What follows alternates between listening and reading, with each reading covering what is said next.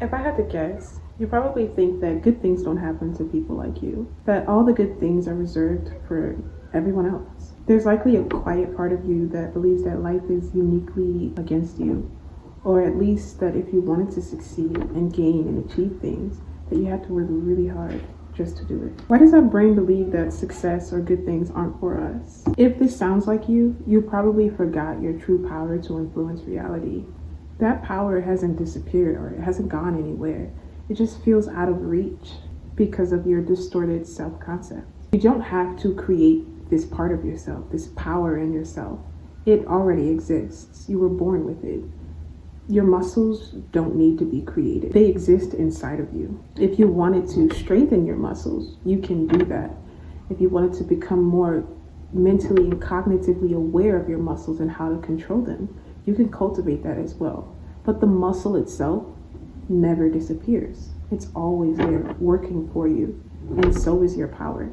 To combat this belief that good things are reserved for people other than you, let's look at the context behind this. Usually, why our brain learns is that achieving things that we don't think we are capable of achieving, that this is not possible for us or not easily possible, is understanding the concept of external resistance being attributed to personal feelings. Let's say that you want to learn a new instrument or you want to learn a new skill. Usually, if we try this new skill and it doesn't turn out the way that we want it to, we become demotivated, or we have assumed that we are simply not good at something. We don't have the capacity to achieve that skill. You see this more prominent in children because they're still learning that their brain is a liar. They're still learning that reality and context needs to balance out with the way that we perceive ourselves. So you often tell that child, hey, if with a little bit more practice, you'll be able to achieve this. It just takes time to train your body and your mind and your muscles to do this skill. But that doesn't mean you're incapable. It means that this is the beginning of the process. So instead of receiving that external resistance as personal failure, a more accurate breakdown is understanding that the mind is a muscle that requires repetition and familiarity and understanding in order to excel at certain things. This belief gets even more embedded in us as personal failures when we witness other people achieve the things that we want to achieve. And this is even worse when the people that we see achieve these things look similar to us or come from similar places. This triggers your brain to assume that you're at fault. And your brain does this because it knows that you have the power to influence reality. Your brain is actually trying to help you use your power to adapt by assuming responsibility. But that assumption naturally changes the way we view ourselves. So it's our job to co-create with our brains and to influence our brains consciously and to change the narrative. Our brain is a database center. It collects data and uses that data to forge possible outcomes. But we are the context creators. We have the ability to change our perspective and our perception to add context to maximize the way our brain uses that data so it can actually benefit us and not hold us back. So the key here is change the narrative and restore agency. So how do we change the narrative? There are many ways to change our perception and our perspective of things. One way that I'm going to target in this video is understanding magnetism. How do we magnetize things towards us? First, we have to locate the magnet. Our brain is a magnet. For example, let's say that you're sitting in bed and you're thinking, I want some ice cream. Your body physiologically released some type of information to you that made you crave sweet or familiar taste. It made you crave comfort. It made you crave something that is satisfying. Once you began to crave it, your brain processed that craving and it turned it into a thought. It turned it into a product. That product became ice cream. Once your brain introduced you to that thought, introduced your conscious awareness to that thought, you are now beginning the process of magnetizing that thought towards you, if it's something you choose to pursue. If it's something as simple as ice cream, you're able to achieve that. And once the ice cream is in your reality, you have successfully magnetized that reality to you, and you are now living it. That's a small scale example of how magnetism works and how your brain uses its magnetism to create the reality that you desire. Here's the tipping point. There are scales to everything in life. There's always a low grade and a high grade. Short-term magnetism and there's long-term magnetism. Many of us are much more comfortable magnetizing things to us that are immediate or easy to obtain, such as a clean room, a clean house, mundane day-to-day activities. But when it comes to larger scale, long-term magnetism, sometimes we often struggle. We struggle to magnetize the job we want. We struggle to magnetize the relationships or change our living situations. We struggle to achieve the longer term, more energy dense realities that we seek. And that is because when it comes to anything, the larger the quantity, the more complex the mechanisms. Your brain is a muscle, and magnetism requires exercises. It requires repeated patterns and habits that produce repeated results. That teaches your mind truth, facts, and capability. If it's a muscle, that means that it can also be weakened as well as be strengthened. And most of our long-term magnetizing muscle is weak. It's not because we failed as people. It's because our reality has supported and encouraged the weakening of our long-term magnetizing skills.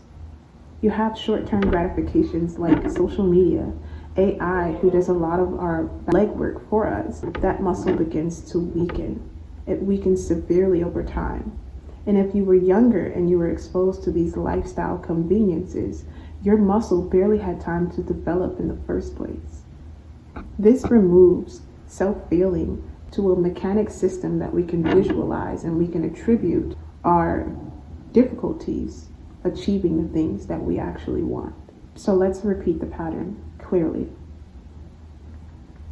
Your muscle to magnetize things towards you becomes weakened due to everyday conveniences like technology and instant gratification loops.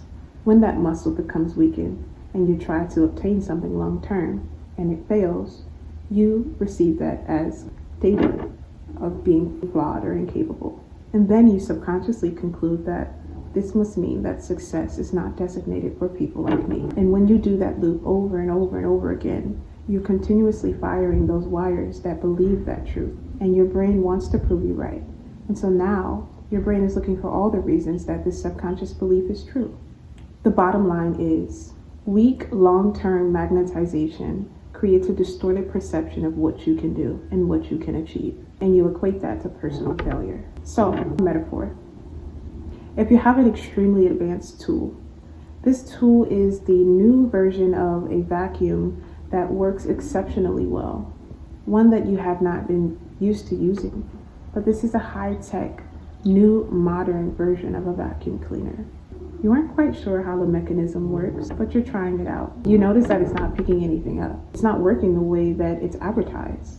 The objective reality is that you aren't aware of how to use the vacuum. You don't know how its mechanics work, and so you're not executing the steps as accurately as you could be.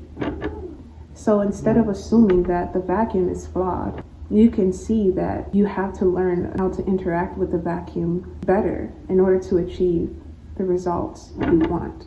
So the vacuum was never flawed. There was never anything wrong with it. It was simply a misguided approach to how to use it to your advantage. You are not powerless. You just have to remember how to use it. The lighter is always capable of igniting a flame. If the fuel runs low in the lighter, it's still a lighter.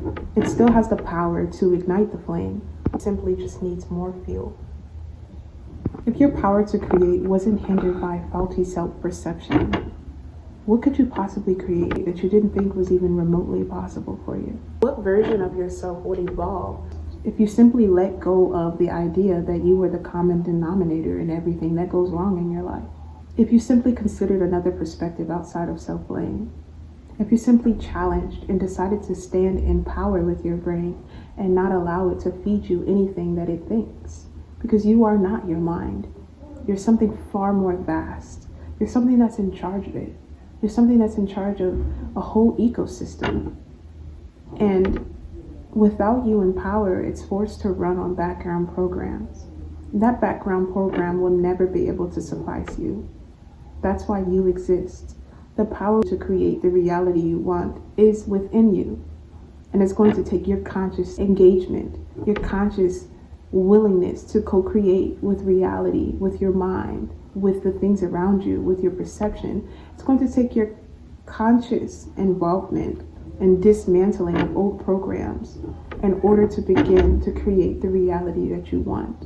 And if you want to know more and learn more about what these steps even look like, come back here and immerse yourself in this content. Immerse yourself in the truths that will be revealed through simple reality shifts. Remember, your brain needs more context, more evidence, more proof that its data points are wrong. Your brain needs more proof that the data it has collected is skewed. And your brain loves to prioritize accuracy. So the more that you expose yourself to different perceptions and different concepts that are more aligned with reality, your brain won't be able to help but work for you in a way that's more productive. That's it for today, guys. I'll see you in the next one.